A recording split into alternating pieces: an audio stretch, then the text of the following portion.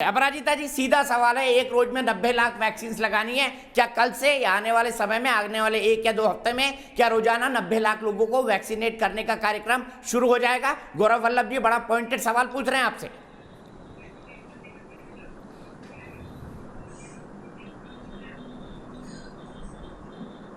आप सबको मेरा नमस्कार।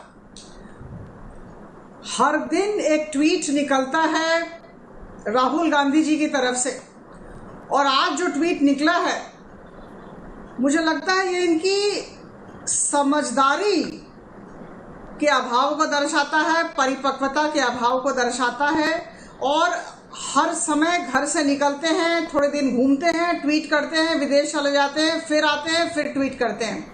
मुझे लगता है ट्वीट से बाहर निकलकर देशवासियों के प्रति अपने दायित्व का निर्वाह करें तो बेहतर है। वैक्सीनेशन सेंटर पर उन्हें दिखना चाहिए।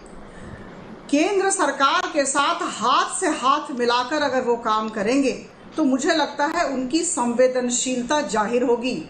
अभी हमें एक संवेदनशील, एक परिपक्व और एक समझदार विपक्ष की जरूरत है।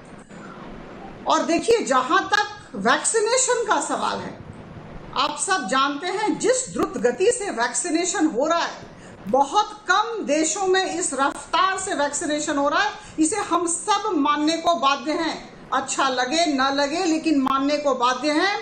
और दूसरे देश के नेताओं ने भी हमारी बड़ी सराहना की है। हमारे प्रधानमंत्री जी के नेतृत्व में जिस तरह का काम हो रहा है वह सराहनीय है, अभिनंदनीय है। रिकवरी रेट, मुझे कुछ समय दें आप। देखिए, अभी रिकवरी रेट 97.22%, 97.22% हो गया है। स्थिति हमारी सुधर रही है, काफी सुधरी है। हमने दूसरी लहर पर नियंत्रण लाने की दिशा में बहुत काम किया और सफल भी हो रहे हैं। और 3 करोड़ करीबन रिकवरी हो चुके हैं, 3 करोड़ केसेस। और वैक्सीनेशन कवरेज का जहां तक सवाल है, जैसा कि गौरव वल्लभ जी ने कहा, मैं पुनरावृत्ति करूंगी, उन्हीं का तथ्य दे रही हूं। 37 करोड़ 73 लाख हमने वैक्सीनेशन डोजेस दे दिए हैं। लेकिन जहां तक राज्य को भेजने की बात है, हमने 38 करोड़ 86 लाख राज्य को भेजे हैं। और अभी आज के दिन में जब आपसे बात कर रही हूं तो 63,84,000 पाइपलाइन में हमारे वैक्सीन डोजेस हैं। और अच्छी बात है, हम सब खुश नसीब हैं। डेली पॉजिटिविटी रेट भी 3% से कम हो गया है। तो मैं ये कहना चाहती हूं कि जिस मानसिकता के साथ काम करना चाहिए, जिस अथक परिश्रम के साथ काम करना चाहिए, जिस समन्वय को स्थापित करके काम करना चाहिए, उस समन्वय के साथ, उस मानसिकता के साथ और बहुत परिश्रम करके केंद्र सरकार काम कर रही है। आप सबने देखा, आपने अभी कहा भी कि 23,123 करोड़ का emergency response and health system preparedness package को कैबिनेट ने अभी मंजूरी दी है।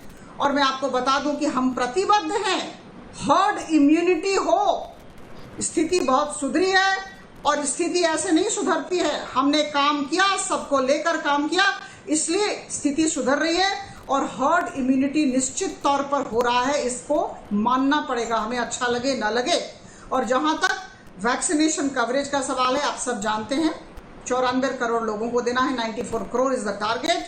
और हम 31 दिसंबर तक जब हमने कहा है, तो निश्चित तौर पर जिस तरह से हम चल रहे हैं, देखिए, एक ईसीजी होता है, इलेक्ट्रोकार्डियोग्राम ग्राफ, ऊपर नीचे होता रहेगा। लेकिन निश्चित तौर पर इन्होंने कहा 90 लाख प्रतिदिन होना चाहिए। मानती हूं, वैक्सीन की उपलब्धता की दिशा में कोई दिक्कत नहीं है, कोई असुविधा नहीं है।